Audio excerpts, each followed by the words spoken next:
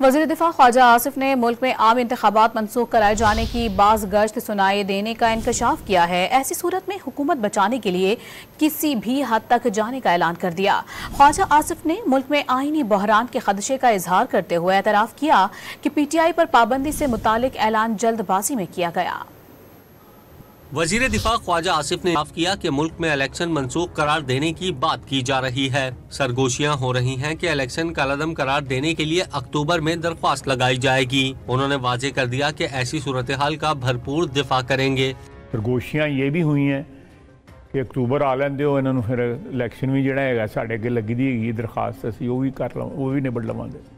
یعنی جو supreme court میں الیکشنز کے بارے میں آڈٹ کرنے کے حوالے سے جو آڈٹ باقی جو ہے کہ جی نل اینڈ وائڈ اگر ایسا کوئی فیصلہ ہوتا ہے تو اس سے پہلے حکومت بھی یہ چاہے گی کہ بھئی ہم خود ہی چلے جائیں گھر الیکشن اناؤنس کر دیں یا نہیں we'll defend it, you know, we'll defend every inch of whatever space has been given to us.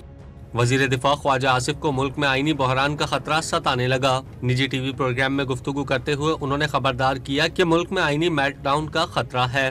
Melt down ہونے والا ہے، کوئی نہ کوئی آئینی جو ہے میلٹ ڈاؤن ہونے والا ہے۔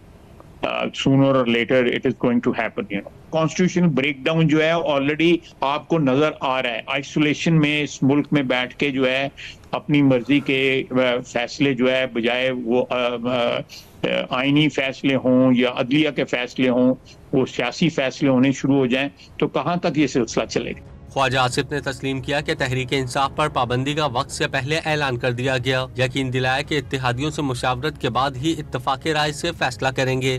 ہم نے یہ فیصلہ آپ کہہ سکتے ہیں کہ تھوڑا پری میچور ہم نے ڈکلیئر کیا، اور اتحادی جو ہے ہمارے جو ہیں ان کی جو مشاورت جو ہے وہ اشد ضروری ہے، اور وہ انشاءاللہ تعالی جیسے بھی کنسنسس کریٹ ہوگا اس کے مطابق جو ہے ایکشن لیا جائے گا۔ ایک براڈ کنسنسس کریٹ کر کے یہ میجر جو ہے سٹیپ جو ہے اس کو لیں گے انشاءاللہ تعالی۔ خواجہ آصف نے ایڈ ہاک ججز کی تعیناتی پر اعتراضات کو مسترد کر دیا، یقین دلایا کہ ججز کی ایڈ ہاک بنیادوں پر تعیناتی میں کچھ غیر قانونی نہیں۔